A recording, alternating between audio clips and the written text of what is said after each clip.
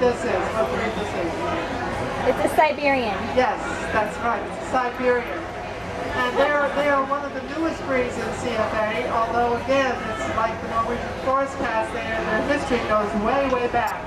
The reason why we didn't know about the Siberians is because Russia was a communist country. We weren't flying in and out of Russia. So we didn't know what was going on all those years, and no other cats came in. No cats intermated with these Russian cats, and so they remained street cats. It's interesting, my nephew lives in Novgorod, and he's been in Russia now for about 15 years. And all of the cats in Russia are cared for by, what's this now? No, Angel. Yeah, oh my gosh. That's for Persians, not for Siberians. You didn't eat that, did you? You eat that? You ate it? Did I get it? Okay. Well, anyway, as I say, I judged recently in Moscow, and Angel, by the way, does come from Moscow. He's not a cat that was bred here. He is a full male. He is a breeding cat. He's been a show cat, and now he is a breeding cat to add not only beauty to his breed, but personality. And I think, as you can tell, this is a wonderful, gentle breed. And I've asked Russians, I've seen them on the streets in Russia, and our cats on the streets are often very fearful, and they're feral. We have lots of feral cats here. I don't see any feral cats there. It's because for thousands of years these cats have been cared for, even though they've never been in the homes of people. In Russia, they didn't have a lot of money. They didn't have money. They didn't even have cat food. I did one about 15 years ago when I was in Moscow. I did one of the first advertisements on television. They had me come in there and talk about cat food when one of the first companies arrived in Russia. That's only been 15 years ago. So all the cats had to depend on the people's goodness and the fact that they would give them scraps of food. When I go over there now, I see cats in the markets, I see cats on the street, but they're all lovely temperaments. In fact, I saw a cat that lived in the airport in Novgorod. That was her home. And everybody was told, no, it was just a cat. And I thought, my gosh, here I was looking under the code and all these things, and they thought I was nuts because I had a 9-hour wait in that airport. I had nothing else to do, and she was just sitting next to me the whole time. She didn't know anybody was even interested in her. And she would have been a top show quality Siberian had I been able to pack her in my suitcase and take her home.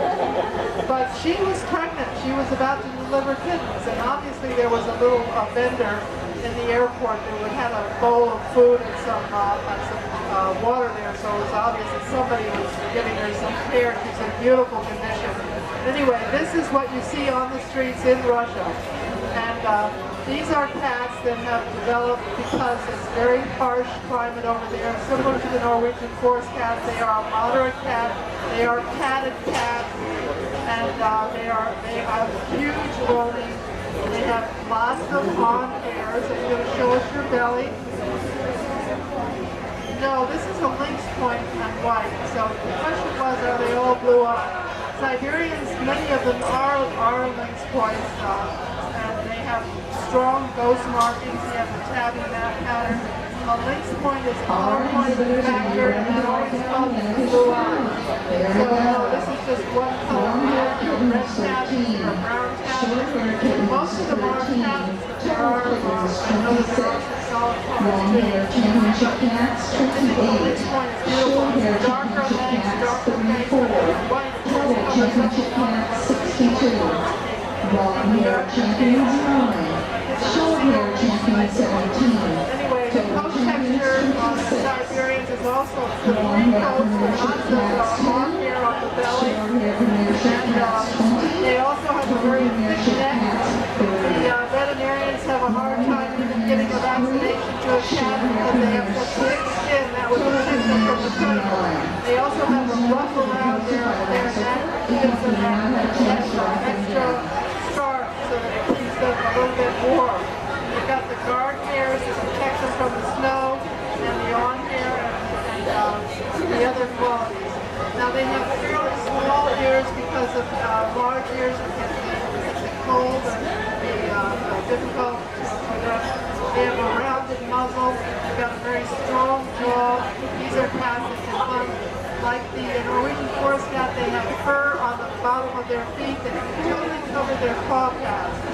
You can see the paw. Are you going to show them your paw pads? The paw pads are completely covered with fur. Angel is very good at catching rabbits. That's a rabbit type play where they kick it and they bite it. Group 4 is proud to announce it's already a chicken fight. Congratulations Angel would probably catch anything to 3, but as you can see, he's well fed, well cared for, so he doesn't have to, 13, he doesn't have to catch anything. 19, Now, very often these cats that originate from the cold climate have what we call a jungle pouch. And he has a little bit of a jungle pouch, and this is allowed in the standard for this breed. There's a little bit of a fat pad here, and that's because during the winter time when it gets hard to hunt, they have to store some food in there. This is very typical of many of the wild cats, and it's also typical of many of our breeds that had a very difficult life in the early part of their history. So if you want to see, if you think about what cats might have looked like in the earliest days, I think the Siberian is an excellent example of that. Now, I talked about the research that's been recently done and was done at the University of California and also with the National Cancer Institute Laboratory, checking DNA from cats all over the world. We know that Felis sylvestris libica was found in the original cat thousands of years ago that now look like the African. We know that Felis sylvestris found in the cats that look more like the European wild cats or the big cold climate cats. And we know that Felis sylvestris ornata produced the spotted factor that we have in some of our cats that are like spotted tanners. And we now, as of just 2007, realize that Felis sylvestris vietae is in Mongolia and China. And again, China is an area that is untapped as far as cats go. And I'm happy to say that the February board meeting at CFA, which is just a very short time ago, we accepted the first original natural Chinese breed. It's called the Wow. Let's have to roll up that thing he ate. Oh my, I hope his owner's not here. I should have watched it. Get it up. This is a very good thing about cats, is that if they eat something, some of you may not have been around, but he ate some of this thing. So if they eat something that's not good, luckily they do throw it up from hairballs or whatever. So you're going to get a wonderful demonstration. I'm glad it's not on your rug. You get it?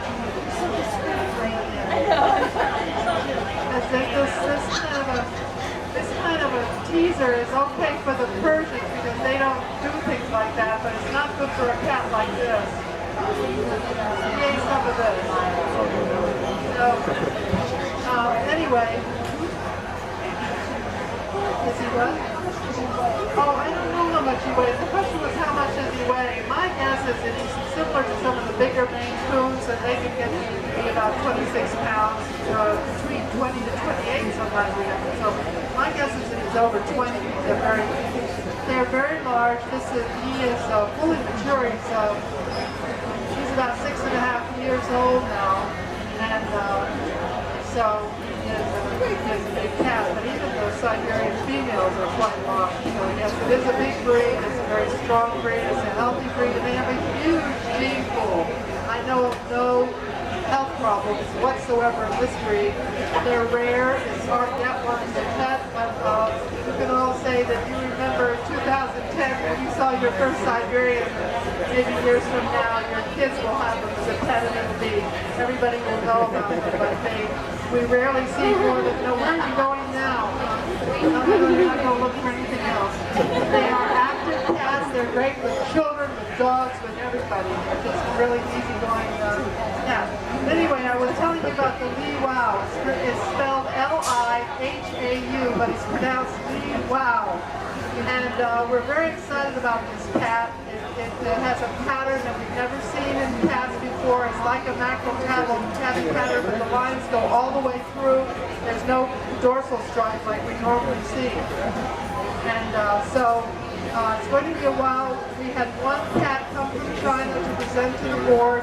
We have to change some of our rules because normally when we accept a new breed, it's 5 years in miscellaneous so that we can learn about the temperament, they can develop their standards.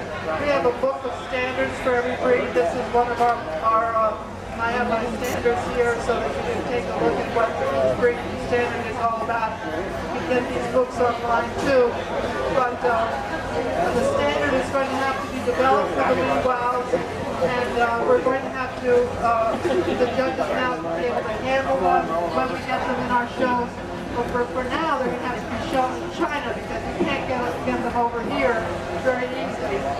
So, but I'm very excited about this fact that we are still looking for cats that are unknown in the world of China.